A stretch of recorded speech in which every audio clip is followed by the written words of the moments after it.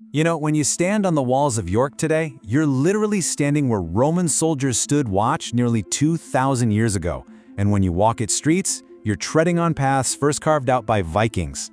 This city isn't just about history. You can feel it, you can touch it. Its past is everywhere, and we're about to dive into that incredible story. And this quote, man, it just says it all. This is a city that has refused to die. That's really the core of our story today. We're going to look at how this one place managed to survive emperors, invaders, plagues, even modern bombs, and somehow kept on going.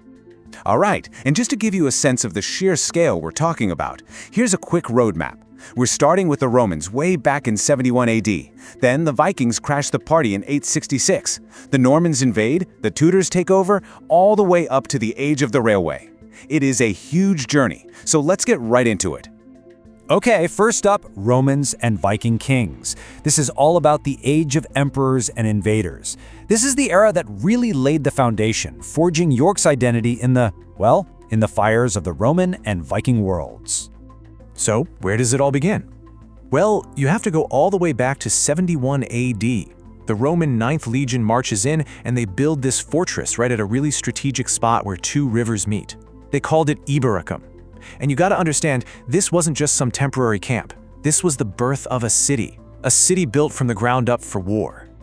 But here's where the story takes a really mysterious turn. What happened to that 9th Legion? Because around 120 AD, the entire legion, we're talking 5,000 battle-hardened soldiers, they just disappear. Vanish from the historical record.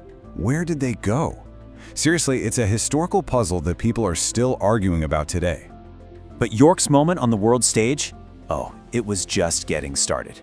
Fast forward to 306 AD. Right here, in this remote northern fortress, something happens that changes the entire world. A guy named Constantine is declared emperor. Yeah, that Constantine, the one who goes on to legalize Christianity and totally shift the course of Western civilization. And the whole thing kicked off right here in York. Absolutely incredible. Okay, so after the Romans pack up and leave, you might think York would just fade away. But no, it transforms again. In the 8th century, this brilliant scholar named Alcuin turns the city into one of Europe's greatest centers of learning. I mean, think about it.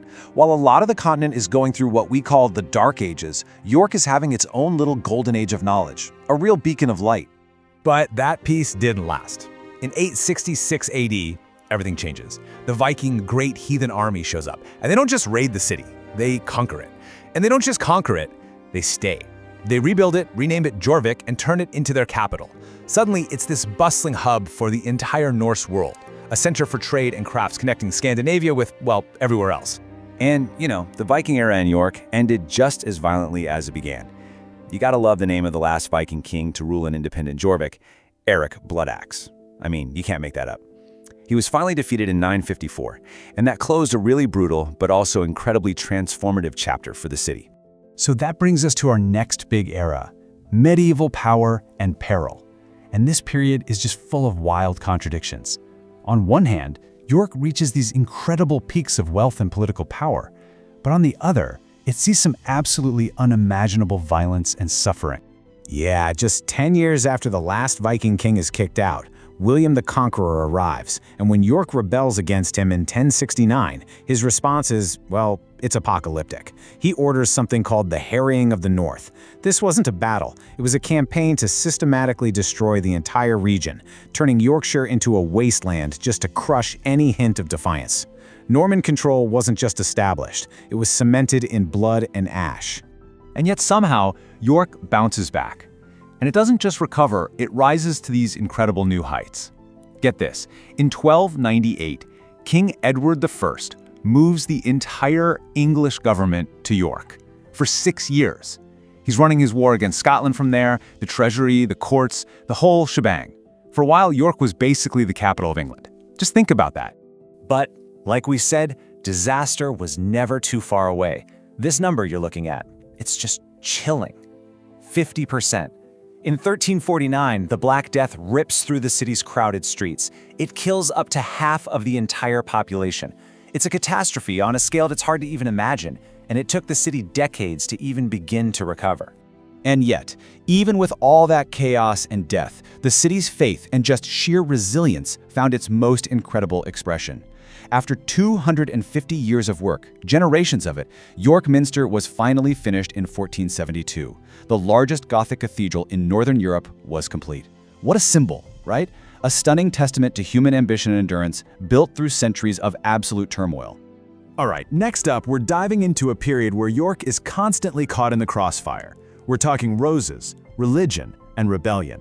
This was an age where choosing which side you were on wasn't just a political choice. It was literally a matter of life and death. So, the Wars of the Roses. I mean, the name of the city is right there in the title, right? York was the heart of the House of York, the side of the White Rose. Their big champion was Richard III. And when the Yorkists were winning, the city did great. But when they finally lost, the city felt that defeat deep in its bones. And the fighting didn't stop there. When King Henry VIII decides to break away from the Catholic Church, the North just explodes in protest. A massive rebellion called the Pilgrimage of Grace kicks off, and guess where the epicenter is? York, of course. People were furious, fighting to protect their faith. But Henry VIII, he crushed that uprising with absolute ruthlessness. And if you want to understand the real human cost of all this religious conflict, you just have to hear this one heartbreaking story. A woman named Margaret Clitheroe, a butcher's wife, was arrested for hiding Catholic priests. Now, she knew if she went to trial, they would force her own children to testify against her. So to protect them, she refused to enter a plea. And for that, her punishment was to be pressed to death. Just a horrifying, brutal end for an act of faith and a mother's love. Okay, so after all that turmoil, the city enters a totally new phase, a period of complete reinvention. We're going from gallows to railways. After centuries of being at the heart of war and rebellion, York starts to forge a brand new identity. And this transformation was just so dramatic. First, in the 18th century, it's kind of a grim place, famous for its public executions. The infamous highwayman Dick Turpin was hanged right here. But at the same time, it becomes this super fashionable hub for Georgian high society. And then, in the 19th century, the whole game changes again. A guy nicknamed the Railway King, George Hudson, makes York the absolute center of his railway empire, and boom, the city is launched headfirst into the industrial age. And that brings us almost to the present day, to our final section, history that breathes. How did this ancient city handle the challenges of the 20th century?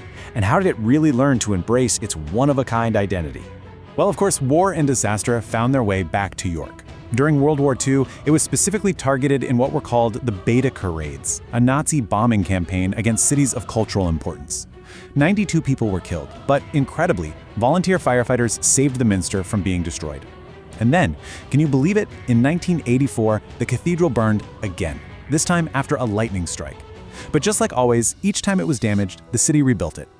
And that's really the key to modern York. The city has learned that its greatest strength is its past. You see it with the founding of the university, the incredible National Railway Museum, and of course, the world-famous Jorvik Viking Center.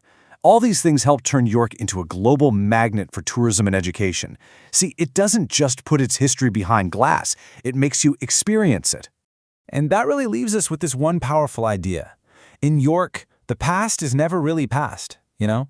All those 2,000 years of Roman soldiers, Viking kings, medieval saints, and Victorian inventors, they're not just stories in a book. They are literally etched into the stones of the city. It's a living, breathing part of the present.